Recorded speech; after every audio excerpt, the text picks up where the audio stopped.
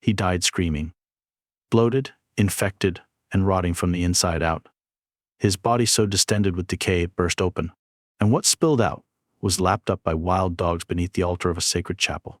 This was the death of Henry VIII, the man who split with the Pope, who married 6 wives and beheaded 2, who ruled with divine authority reduced to a festering carcass no priest dared touch. Why is this part of the story never told? Because it's horrifying, undignified, and absolutely true. Today we drag the truth from the shadows and reveal the ghastly final days of England's most infamous king. His body failed, his mind fractured, and no one, not even God, could save him. Born on 28 June 1491, Henry Tudor was never meant to be king. But fate intervened, and at just 17 after his brother Prince Arthur's death, he inherited the throne. He was considered the embodiment of Renaissance masculinity, tall, golden-haired, and strikingly handsome. A Venetian ambassador once wrote that Henry was the handsomest potentate I ever set eyes on.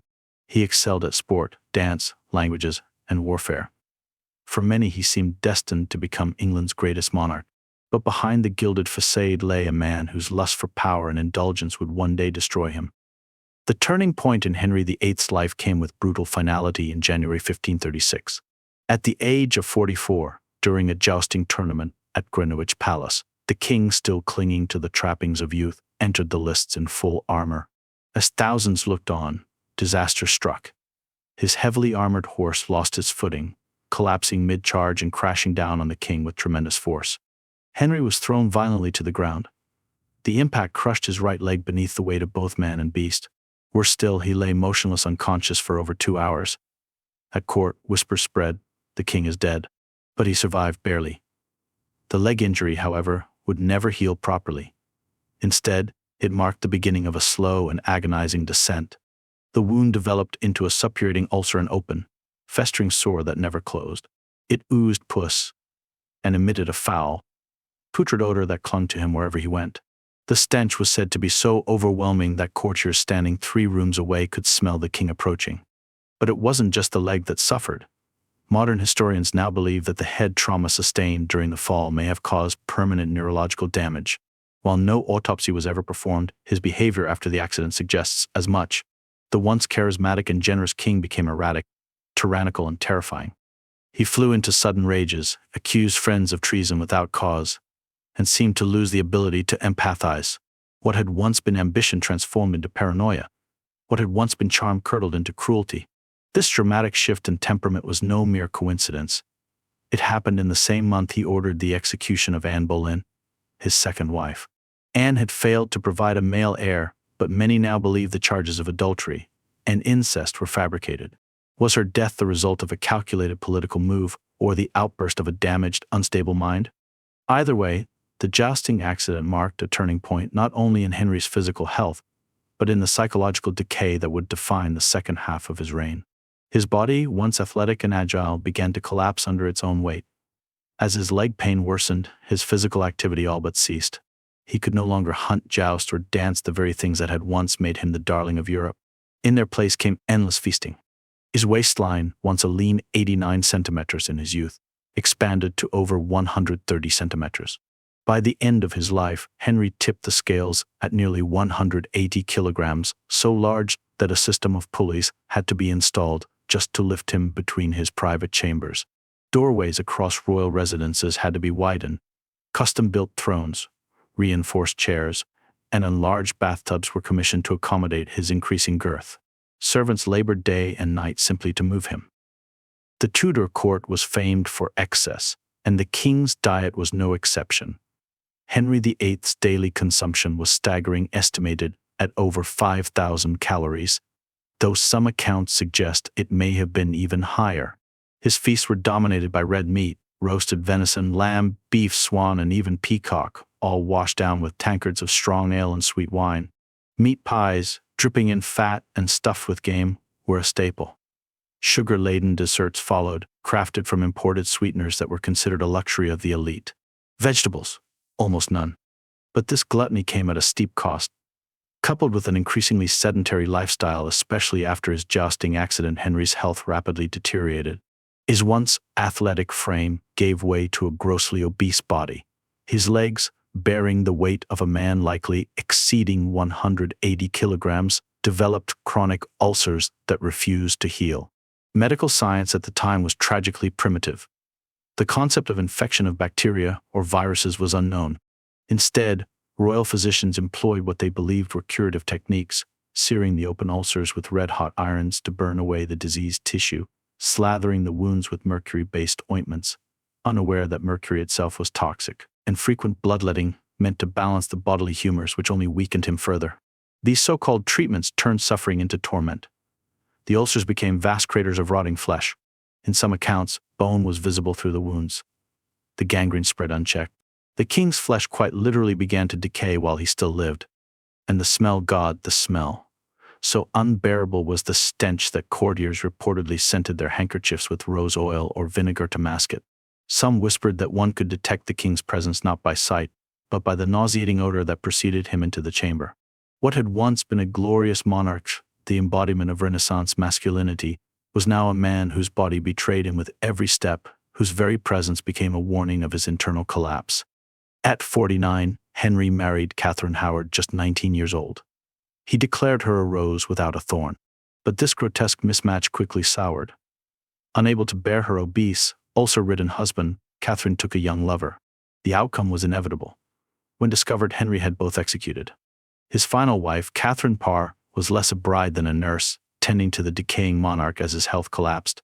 She tended to him with patience and discretion, carefully navigating the dangerous waters of a court still rife with political intrigue and execution warrants. That she managed to survive Henry's reign, a feat no fewer than two of his wives failed to accomplish, may very well be considered her greatest triumph. By the early 1540s, King Henry VIII had become almost unrecognizable both in body and in spirit.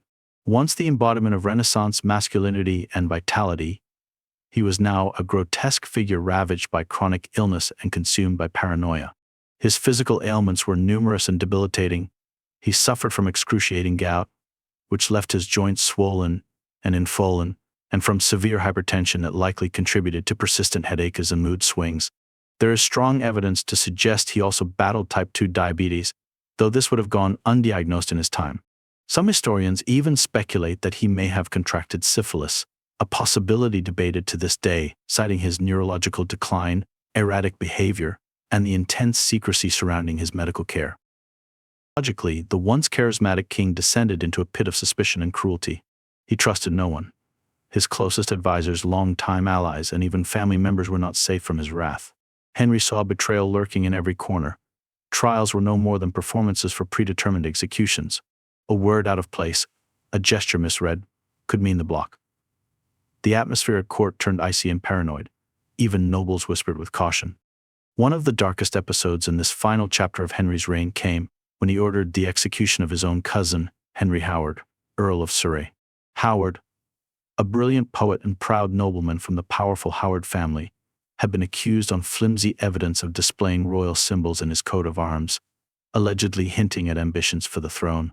Howard was beheaded on 19th January 1547, just days before his own death. It was a reign that had begun with promise and grandeur, now ending in blood, bitterness, and isolation. A monarch once adored had become a monster feared by all. Despite the unmistakable signs of his impending death, no one at court dared utter what was plain to see, that the King of England was dying. Under Tudor law, to speculate on the sovereign's death was high treason. Even suggesting such a thing could cost one's head. And so, in the suffocating halls of Whitehall Palace, the courtiers continued their charade. They whispered behind hands and exchanged grim looks, all the while pretending the king would recover, as if Henry VIII, in all his legendary stubbornness, might yet conquer death itself. Eventually, however, the fiction could no longer hold. In January of 1547, with death clearly looming, Henry finally gave orders through scribes, for he could barely speak, for the Archbishop of Canterbury, Thomas Cranmer, to come to his bedside. Cranmer, who had served the king faithfully through religious reform and political upheaval, arrived quickly. But by the time he knelt beside the dying monarch, Henry was already slipping beyond the reach of this world. The king's eyes were half shut, his breath shallow, his massive body still. He could no longer form words. Cranmer, unsure whether Henry could hear him at all, leaned in and asked, "Does your Majesty die in the faith of Christ?" There was no spoken answer. Only a faint squeeze of the hand, a final gesture of affirmation, whether conscious or reflexive, none could say for certain. That was all. Shortly after, the hand fell limp. The breath stopped. And with that, the life of one of England's most infamous and consequential monarchs came to an end. Henry VIII was dead, but death did not bring dignity. His massive, swollen body, distorted by disease, obesity, and decomposition, presented a logistical nightmare. No standard coffin would do.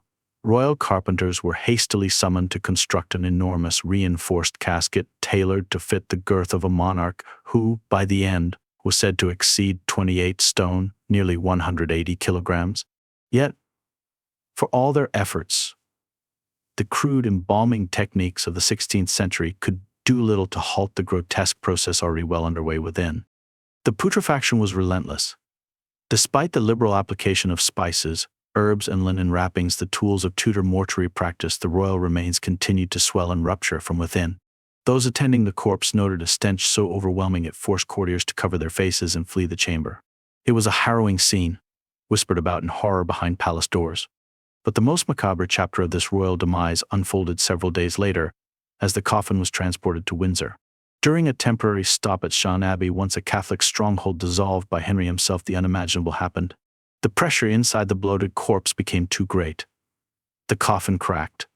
Dark, foul-smelling cadaveric fluid seeped out, dripping onto the flagstones of the chapel floor. What happened next is the stuff of whispered legend. According to contemporary chroniclers, stray dogs, drawn by the stench, crept into the chapel and lapped at the king's bodily remains. Some later accounts suggest this occurred directly beneath a mural depicting the biblical scene of dogs licking the blood of wicked King Ahab and Omen, if ever there was one. Whether this detail is literal or symbolic, it perfectly encapsulates the grim poetry of Henry's end. A monarch who had ruled with absolute power, likened himself to God on earth, now reduced to something feral dogs could consume, a grotesque and chilling conclusion for a king who once deemed himself divine.